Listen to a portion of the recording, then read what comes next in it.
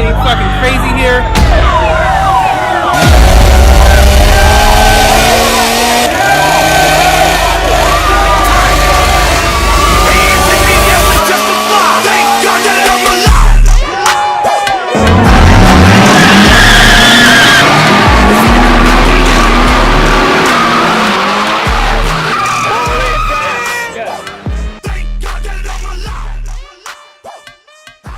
Hey everybody, what's going on? It is Richard Rodriguez here, the director of the Head Change music video.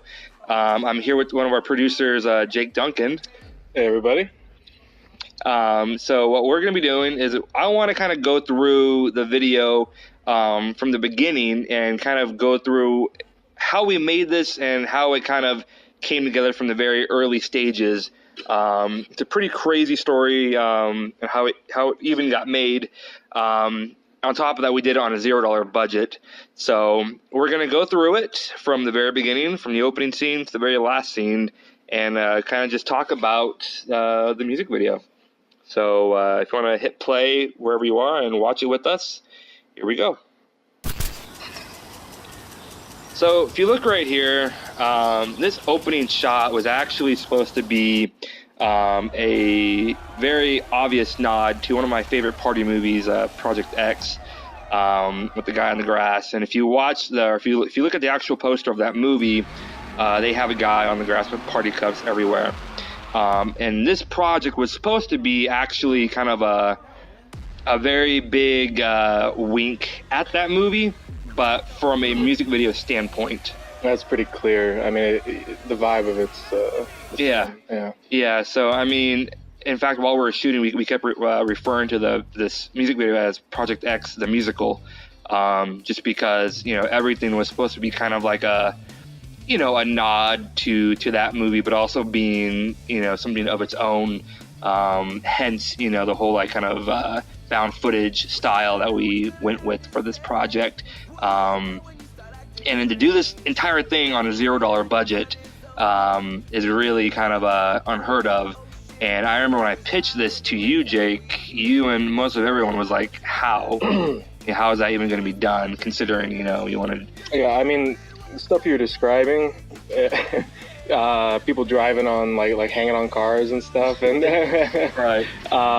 Chainsaws and a bunch of other ridiculous stuff. Right. I questioned how you could do it, but I mean, with enough hustle, I guess. It was definitely a challenge. And this whole thing was shot in one day. This opening shot right here, which we actually paused it if you haven't paused it on your side. The very opening shot was actually shot a few hours before the party even started. And thank God it was kind of cloudy that day. Because it kind of gave us that early morning kind of feel that we were kind of going for like the next day.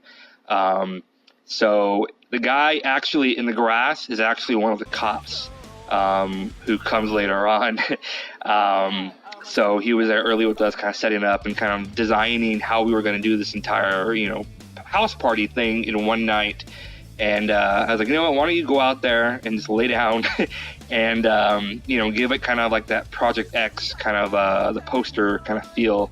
And so he posed the same exact way, and we did it, and we shot this, like, I want to say about 2 hours before people showed up.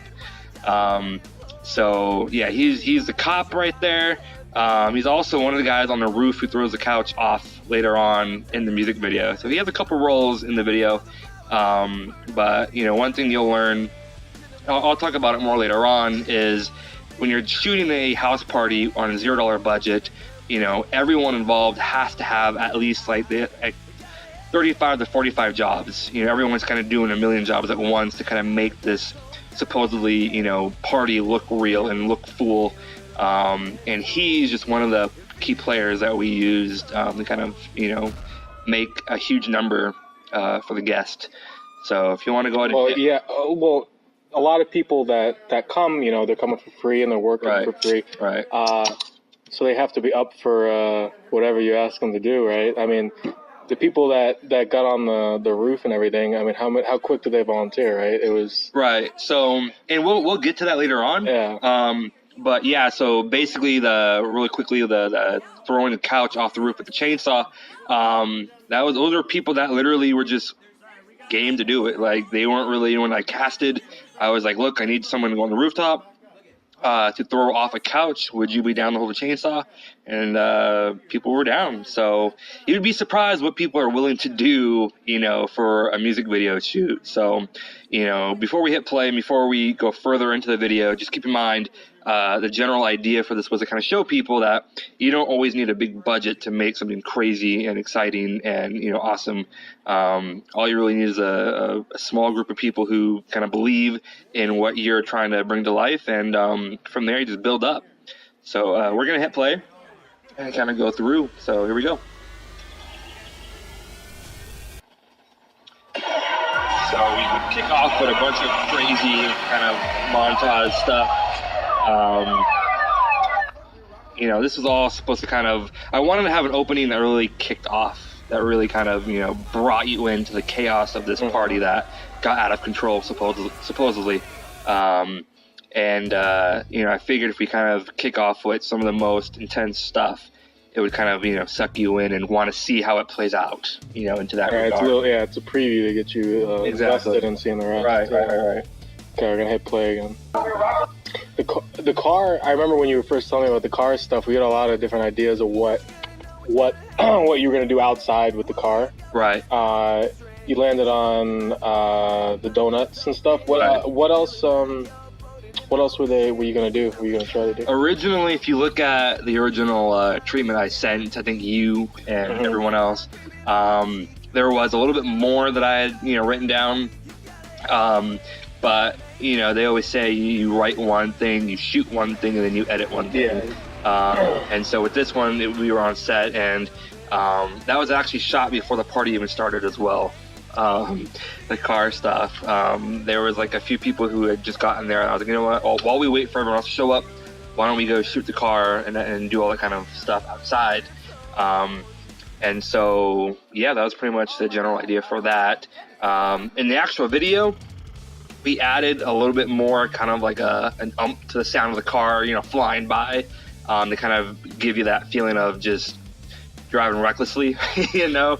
So there's a little bit of post work to kind of amp it up a little bit more than what it really was, but you know, overall what you see is really what it was on set as well. So one thing that I wanted to kind of go over with this right here is right now we're at the 56 second mark. All of this right here is literally just, I want to see maybe, man, like 15 people tops during this performance stuff. So the general idea is you want to kind of group them all together, you know, and then when you group everyone together, you shoot very, very closely. So it's more tight. And that gives you kind of like a more crowded room kind of feel than obviously what it really was. It's more personal too. Exactly. And this video was supposed to be kind of like a found footage kind of thing. And so one thing I wanted people to kind of get out of this was, you know, whoever this was who was shooting this house party, you know, was among, you know, a massive group of people. So this performance stuff was actually shot last. I was told that we were going to have the whole night to shoot. And so I was like, all right, cool. So we'll shoot everything that we need to do, you know, first, and then we'll shoot all the performance stuff last. And then I found out shortly after, once we were filming, that we were going to have the owners, they were going to be coming back home in about like an hour. And so we had to quickly that's like the kid getting the phone call. Yeah, the parents are coming. Dad's back. coming home, man. We gotta get out of here. Yeah, that's pretty much exactly how it was. We had to literally jump into, all right, performance shots now, get that done, and not only done, but have it look how we wanted it to look with the people that were already there to kind of fill in for that living room area. So that was there was a shot at the 1 minute and 12 second mark of me making my little cameo with some sex dolls in there on a couch. That was actually shot at your house, actually. I want to say maybe a day or two later. Yeah. After we wrapped. Yeah, you came to me and you were saying how you didn't get every little shot you wanted. You need some, you know, pick up stuff. No, yeah, that was easy, quick shot. Yeah, no, it really wasn't even just pickups. It was more like just insert shots. Right, We shot right. everything that we needed for. It was just I wanted my little cameo to be in there at some point, really quick.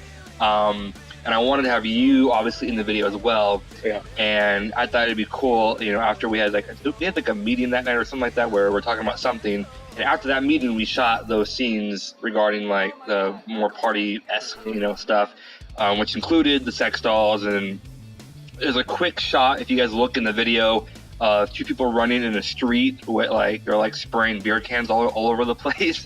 That's actually me and Jake as well. Quick little, cameo by him in there. So basically, everything with the sex dolls was shot at your house.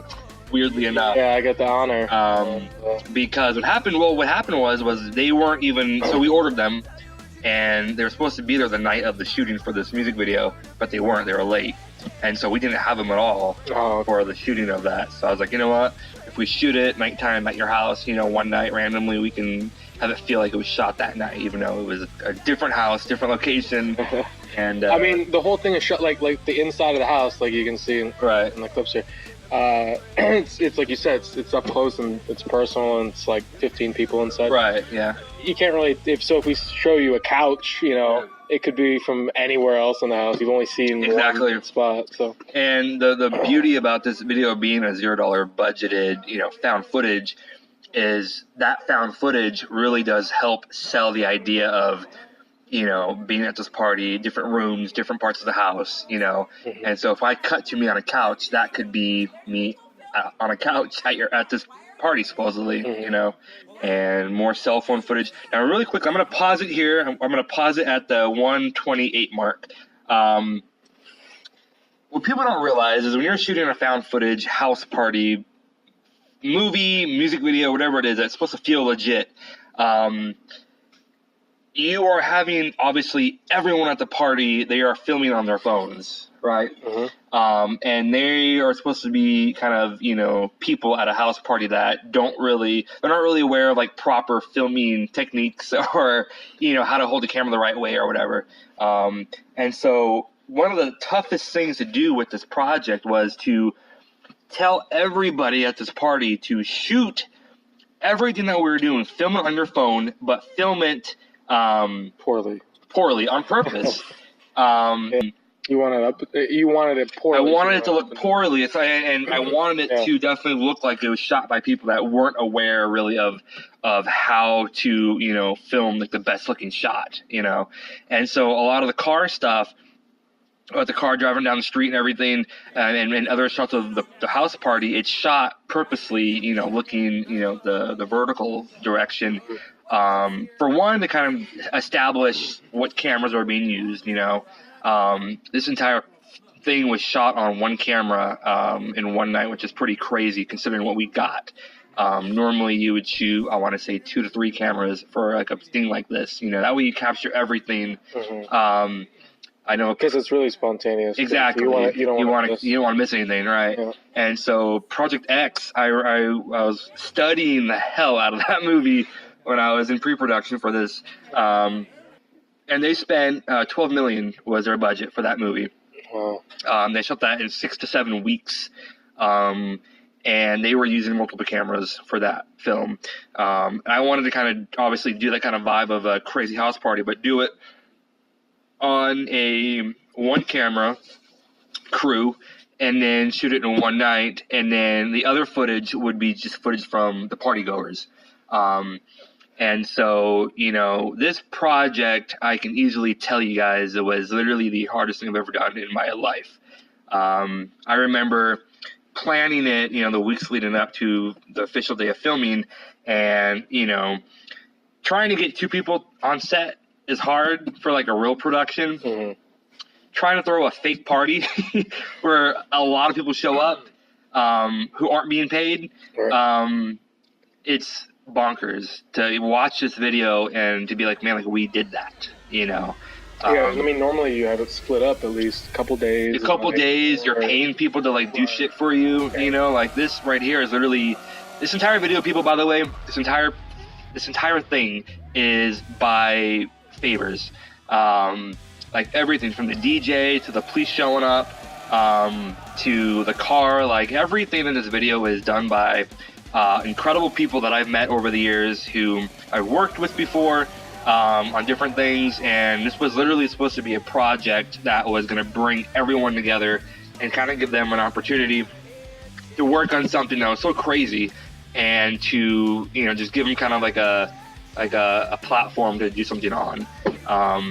And so, you know, we have a DJ, you know, doing music. You know, we have people who do costumes, which is like the cops showing up. I mean, even the little things like the people, like the guy in the beginning laying out there for you, the guys getting up on the roof for you, like right. And yeah, we'll definitely get to we'll definitely get to the rest of the stuff. But this entire video is favors. If you look at 129, that's actually our camera guy who's drinking. He's the guy that I've worked with for years. This is his little cameo right here where they throw him off the couch and they take his chair from him. Pause it right here at 147. This sex scene right here is an interesting scene because in the original treatment that I wrote, I had a lot more in there that was supposed to be a little bit more hard R-rated. And, you know, one of the things that they kept telling me was they wanted to make it kind of more marketable and kind of make it not so hard R. But after, you know, trying to talk them into allowing me to shoot this one scene right here, they seem to be down with, you know, kind of the context of the humor of it and the ridiculousness of it, you know. Yeah, I'm familiar with having to reel you in a little bit on a project. In case you guys don't know, Jake and I, we've been friends since we were kids, and we've worked on pretty much everything together. So when it comes to comedy, he knows kind of like I like to really push the envelope and go there with it sometimes. And with this right here, this was a scene that the guy who's handcuffed on his knees is actually the drummer in the band Top Shelf Shake. And then the girl with the whip, she's actually one of our recent photographers that we hired on for our team. So shout out to Karen right there for stepping up to use the whip on the drummer in this scene right here. 155 is a shot of the party goers all going outside to witness the chair throwing. When I tell you this project was the hardest thing I've ever done in my life, I'm not joking. When you have people at a party like this and they're drinking and they're doing, you know, different things to not be so, you know, aware of what's going on, it's tough to tell them, hey, okay, in 5 minutes I need you to be over here, okay? And then say that to like 10 groups of people, you know. Yeah, you have to orchestrate. Yeah. A group of like, I'm not even kidding, like, and I'm so appreciative and I'm so glad that people that were there were so down for everything. But it's tough telling people to be, okay, in 5 minutes, show up over here. I need you to do this, you know, say this, yell that, you know, and it'll be off, timing has to be off. Like this entire thing, it's a miracle we made it because we have so many people that have to do different things at different times. And if anyone's off, I mean, right now we're about to throw a couch off a roof. You know, if anything is off, it's over, it's done. You know, like there's no really redoing it, you know. And trying to have people that are not actors do a take 2, take 3, take 4, it's just not gonna happen. You know, so it's tough. But this right here is me literally yelling, you know, really loud to like, okay, everyone go outside, look up, you know, like, holy shit, what do you see, you know, and trying to hype them up. And in the behind the scenes, you'll see, you'll hear me like trying to hype everyone up, you know, with that. If you go to 204, if you pause it right there on the right, that guy right there is also the cop. He's the guy that's like in the opening scene. Like I said, this entire project is just flooded with people doing 20 jobs, you know, to kind of blend in with the crowd.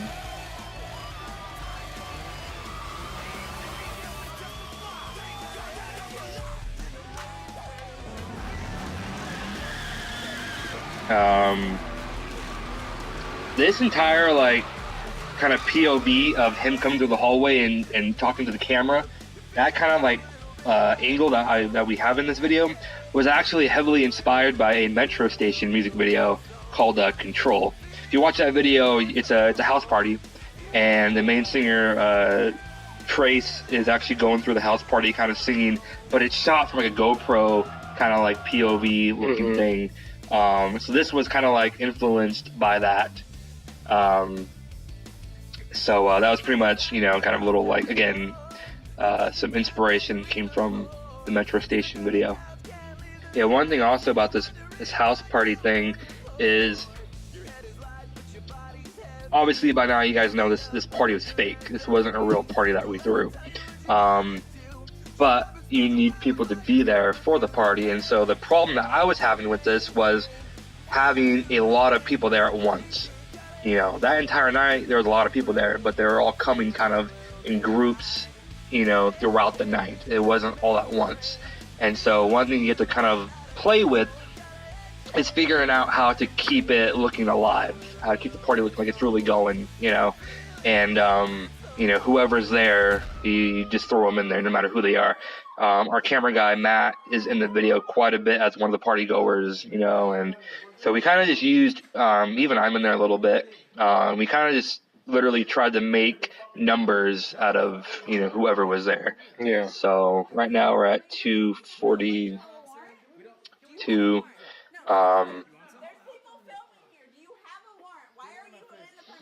So right here, the police are showing up. It's 249. This right here, this was a part that was pretty interesting and crazy. No one knew that we were going to do this. Yeah, even I was tricked by it.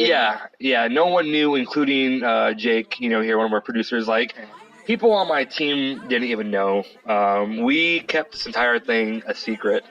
And the people that knew really that we were going to do this was our camera guy, Matt, James, who's obviously one of the cops. And then the other cop is actually another party goer who volunteered to be a part of it. So right now, what you are seeing at 250 in this music video is real reactions of people thinking that police really did show up. And so we told Aaron and the band, to do something on stage that would cue the cops to bust in the front door. And once they heard that cue, they come busting in. And what you're watching right now is real reactions of people kind of reacting to that whole thing. And the reason why I wanted to kind of trick everyone there was because you can't tell people at a party to act afraid, act scared, or flip out. It's not going to happen. Especially because you're working with people. Exactly. They're working for free. They're party goers. They're not really here to really act or do cinematics for you. And so in a way, I feel like we kind of pulled like what's that movie called with the Eddie Murphy? You manipulated them. Oh yeah. This entire music video shoot was one big manipulation. You were telling them that you were at a party, when in reality you were kind of triggering different things to happen, and depending on their reaction, you're filming that. Yeah. And that's what you're getting. And you just had the one shot, really. Exactly. And you have one time to get this right. Yeah. And so I'm actually filming this scene when cops come in from this angle. I'm shooting on the actual real film camera. And then our camera operator, Matt, is actually right there, right by the little pillar right there when the cops come walking in. And so what we did was we had Matt film on his phone the whole thing. And then we released his cell phone footage as supposedly real cop footage of what happened that night. And so we released a cop video, in case you guys don't know, for the marketing for this video. We released a supposedly kind of like a cop video from the house party that was supposed to be real. Like the cops busted in. Yeah, the cops busted in. They shut us down. We lost a lot of money supposedly. And so we, for weeks, were going and telling people. And I was getting phone calls from people on my team. Mm-hmm. Shout out to Robert for calling me like the next day, like freaking out, asking if I'm okay. And he was really worried. And I was getting phone calls from people for like that whole week asking about what happened. and it was tough to like not tell them, you know, because I wanted to kind of get that real reaction when they watched the video. But yeah, no, it was definitely a tough thing that we did. But you know, it's something that I'm very proud that we did this. I don't think there was a better way to capture this in any other way, you know, besides tricking them. So I'm gonna hit play. We're at 2:52 right now. So one thing I did was, because we were doing this all in one take and it had to be real and it had to feel, you know, as real as possible, and I wanted it to go in a direction, what I did was I planted 2 people in the crowd that knew it was going to happen. And so those 2 people were to kind of guide the conversation. And so when the cops show up, Karen was supposed to instigate the cops and be yelling at them and just go crazy. If you watch most cop videos of them doing stuff, there's always that one person that's like yelling and screaming. So always that one drunk girl. Yeah, there's always that one crazy person that's like yelling at cops, screaming at them, or whatever. And so I wanted her to kind of be that character. And I was telling her, I was like, I want you to go all the way. Like, there's no limit as far as where you go with it.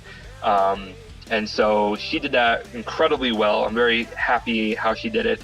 And we had Hassan, who's in the crowd. And he's the guy that's kind of like yelling about, you know, where's the warrant or whatever he says. And so between them 2 and everyone else, it was pretty much, you know, real reactions of that you're seeing people, you know, yelling stuff or whatever. Yeah, I mean, when you told me about it, about the, oh man, the cop shut us down, there's this video, and I watched the trailer and everything, I believed it because, you know, you were telling me that's what happened. And then you had, I forget what it was, but you explained you had some reason for why they were in the area. But, and I actually, or no, you know, why they were wearing the SWAT gear. That's why I asked. I was like, why? If they're just responding to a house call or whatever, right. Why does he look, you know, right. SWAT? Well, one thing I was worried about was I sent you and everyone on our team to treatment. And so in case you guys don't know, in the original treatment, the cops show up in that video. And the minute the cops show up, the video takes a huge turn in that moment. And so I knew that you read that, and I was worried that you were going to be like, oh, this is just part of the treatment. Well, you had also like told me about all those props you had gotten a hold of, or like when you showed me like even photos of like military stuff, and like, you know, weapons and whatnot that you could use for props. Right. It didn't click. So here's where I messed up. It was like 2 weeks before we filmed. Yeah. I was sending you pictures and videos of like costumes of SWAT stuff and like weapons and like SWAT gear, all this stuff. Yeah. And I was like, fuck, like I feel like he's gonna know because he saw the costumes that we were getting. He saw what we were using. He has to know. And apparently he. I forgot. I guess you and everyone on our team forgot apparently. Yeah. Because I was worried that you guys were going to catch on. I knew everyone else was going to buy it, but I didn't know if you guys would. Well, you sold it with your reaction to it, and you were like, I don't know, like offended or just upset that the cops, you know, shut down the party, man. Yeah. So, I mean, with your reaction and being upset about it, I believed you. I guess I put aside the other information. Right. But. Yeah, no, the one thing that I was really concerned about was I wanted to make sure that it was definitely real, and we sold it, you know, like it was a real thing. But I'm happy that we, you know, kind of tricked you, I guess. Which, by the way, something happened when we were filming this. When you have a house party, people show up that you don't invite, that you don't know who they are, they just show up. And it's the same thing with real parties. Like, right. And so what happened was when the cops busted through the front door, I didn't see them, but I was told later on that 2 people at the party who, I don't know who they were, but when the cops showed up, these 2 people went running into the backyard and jumped the fence and ran.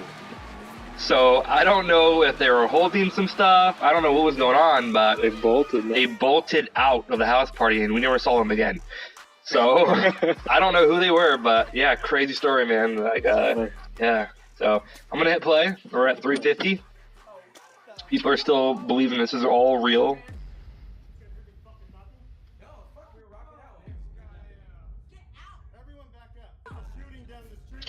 So this right here, this shot right here of Aaron asking how's everyone doing tonight, that was actually shot before the cops show up. That was actually the cue of the cops busting in. But I used it, I put it later on and I used it for the intro back into the music video. But originally it was shot earlier that night.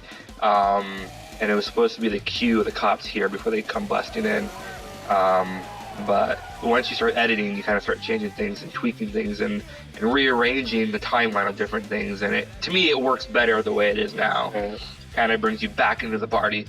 And right when he says that, we cut to outside of the people cheering and the chainsaw on the couch up there. And this was actually a scene that I remember pitching to you way earlier on about one of there was a car drifting, and then there was this, and then there was a guy with the fireworks running down the staircase in the house. And this was one of the things you told me. They were like, again, like, why and how? Yeah, I mean, because you see it on paper, you hear it explained to you, and you think, like, okay, how are you going to implement that without getting, somebody hurt or just, I don't know, just getting it together in the first place. Like, right. Like, you got to get them on the roof. You got to get, I mean, how did you edited in the, you didn't really put them in danger, right? Yeah, so basically, when the guy up there with the chainsaw isn't really on. It's actually off. It's not plugged in. Just for safety purposes, we thought it'd be better to have him just waving it up there. And then, for one, it's for safety. For two, you don't want to be constantly having some guy revving a chainsaw on a rooftop at like 11 o'clock at night. Okay. And actually get the cops. Yeah, and have the cops really show up. Yeah. And have the neighbors, freaking out. The guy smoking weed right there. This shot right here is one of my favorite shots of the whole entire video. I wanted to use it for the trailer, but I didn't want to obviously use it because the cops are in it. We're in 416. Yeah, right now we're at 416. But I just love how we're seeing the cops like drinking and giving people, I think it's vodka they're handing out. But just seeing the cops kind of partying with everyone and having a good time was kind of a cool idea. And it looked really epic too with the lights flashing and all that. So, yeah. And they're gonna throw off the couch. Throws it, hits that, bounces off that into the pool. See, like in the sense of like you have one shot. Did you tell him where to throw it, or you just tell him to chuck it? We told him okay. So basically, the general idea was to throw it into the pool. Yeah. But I think it slipped, and because it was raining up there, it was raining that whole night. And you had people volunteer to climb up on a slippery roof. Yeah. Again, here's the thing: people are down, man. People, thank God, there's people out there that are down to do stuff like this. I mean, everybody wants to be a part of something. Exactly. And this entire project was just people down to be a part of something crazy, and kind of fun. So one of the guys up there with the couch who threw it is one of the cops, actually, just James again. And then the other guy was a random guy at the party who was down to go up there with the couch and hold a turned off chainsaw and dance with it up there and just kind of, rev it around. So my favorite moment is coming up right now, though. That I love these right there. The cop doing the fist pumping with the gun. This right here, if you pause it at 4:59, again, this is people right here at the party who are trying to tell me that wasn't a good idea, which I completely understand from a normal, logical mindset. You lighting a flare in a house upstairs, having the guy come running down the staircase while everyone's screaming, he's screaming, shirtless, outside at like 12 o'clock at night, while he's screaming. It sounds ridiculous on paper. And even in reality, it sounds like, why would you do that, or how would you do that without, catching a fire or whatever.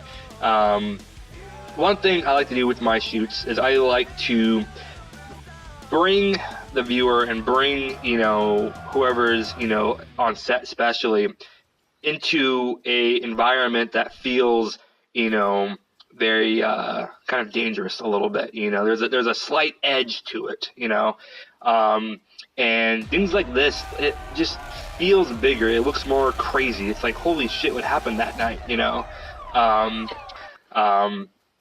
And so this right here, had people kind of uncomfortable as far as like worried that we were going to burn something to the ground. Yeah. But, I knew if we did it, how I was picturing it in my head, that we would be okay. But, when you're dealing with fire, you're always risking something. But I guess I was looking at this as kind of like, I knew we can pull it off if we moved fast enough. And I prefer to shoot everything fast. I'm I love to do as many setups as possible within a day. And this right here was something that I knew we can do it if we moved fast enough. Speed was the key here. And to kind of run with him right behind him as he's screaming was a lot of fun. I shot this myself, and I wanted to kind of have like that found footage of someone filming this crazy guy. Yeah, I can imagine what they were trying to figure out what was happening. Right. Watching it, they're like, "What is this about again?" Right. Yeah. Neighbors, from their perspective, they saw people drifting in the street. They saw a guy running with a flare. And they saw a guy with a chainsaw on a rooftop. From their perspective, they were like, "What the fuck is going on over there?" But it was good. It was really, really cool to kind of see their reactions. So we're at 5:01 now. He just climbed. That was fun. I love that shot Of the cop. Yeah. My favorite part DJ is when he's on the drums. So this right here, if you go to the girl kind of laughing, that right there is another real reaction after the cop showed up. Once we told people, hey, it's all fake or whatever, and once we kind of revealed to everyone what we were doing, at 5:09, that's her real reaction to, holy shit, what just happened, So I wanted to kind of include that. Yeah, I like when the cops get into the party. Yeah, the drum part is my favorite part. Yeah. Yeah, I mean, what they're doing isn't any different than the rest of the party goers, but because they're in costume, it makes it a lot funnier. Yeah. Because, I mean, they look like SWAT members. Right. Doing silly stuff. Yeah, no, I had like I said earlier, I had originally written more of a hard R-rated, music video. Mm-hmm. I wanted it to be obviously a comedy, but I wanted it to kind of play off as just completely ridiculous. I think this video is an incredible piece of what we did, and I love this version of it. But as far as like the cops and everything, I mean there was a little bit more that I wanted to do, but when you're doing a project that has so many people involved, different components and different things like that, you can't always do exactly what you had written. Compromise. Exactly. There's always going to be compromising. Yeah. And I think, honestly, for the better, I think this video kind of came out better than what it was originally written, just because of how we did it. I'm very proud of what we did, and I definitely love kind of the final results of one crazy night that is just all done by the favors of other people. I'm incredibly blessed to all these people. Right here we have 5:34 if you want to go back to that scene right there. So Hassan has been a great friend of mine. He's an actor. He's been a part of my stuff literally since the beginning as well. And that's part of what this project was supposed to be about. It was supposed to be everyone that I've worked with over the years, to some degree, was involved with this. And I was referring to this project as kind of like this is the end. That movie with James Franco and Seth Rogen. Yeah. I want to just kind of be like that, where it's a bunch of cameos, a bunch of people that I've worked with in the past, kind of reunited for this one last kind of crazy thing that we did together. So that's Hassan right there screaming, and I remember yelling at him, like, yell and like, do crazy shit out there. And street, or is he on the sidewalk? He's on the sidewalk, yeah. And the neighbors whose house is right behind him were outside across the street watching. This is across the street. This is across the street from the house party. Yeah, this is him running outside and throwing it into the street. More band performance and the people dancing out there, and then we end off with the shot of the opening scene. So that's pretty much what we had kind of went out to make. But you know, it was definitely a fun thing to be part of. It was the hardest thing we've ever done. But I think because the one thing that they always teach you in film school is never write a party in your film. You know, just because. Yeah, there's a lot of people get to, you know, be involved with that. You gotta, you know, it's one of those things where they kind of tell you don't do that unless you have the proper resources to pull it off. And I've always wanted to do kind of a crazy house party music video or film or whatever. So this was kind of like the perfect opportunity to kind of bring that to life and do it in the most craziest way possible, which is for free with no budget, and see if that's even possible. You know, so it was a lot of fun, man. I mean, yeah, you pulled it off. Like the vibe you get when watching it, it does feel like Project X. Like it feels like it's you know, anything can happen next type of thing. Right. No, it was a great job for what you had to. Yeah.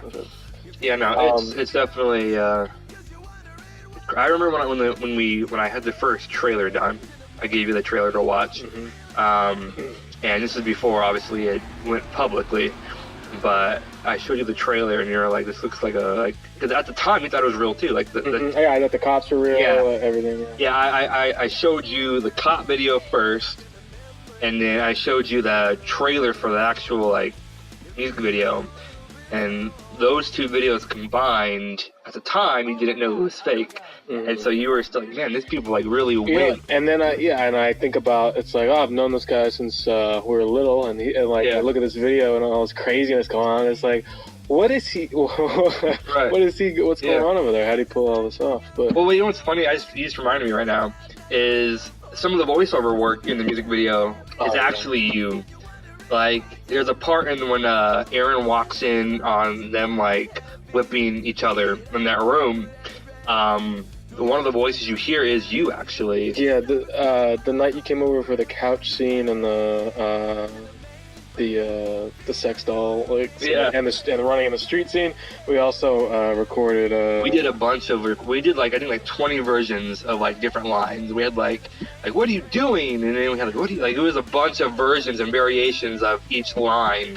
And so we used that for the trailer, and also the music video has your voice. It was fun because I didn't have the context of seeing all the scenes yet. I don't think at that point too. So that was a lot earlier. That was way earlier on before we were even cutting them. Yeah. So it was fun to see it get put in over intense stuff happening. Right. But yeah.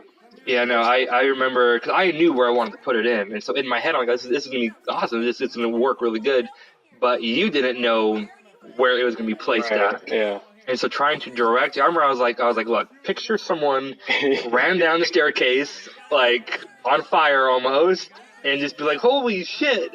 And I remember, we literally recorded that line, probably 20 times, maybe 30 times, just trying to get different... Yeah, just give you a lot of options to choose from. Yeah, different options to work with. This entire thing, we did not have really a take 2 or a take 3 at all.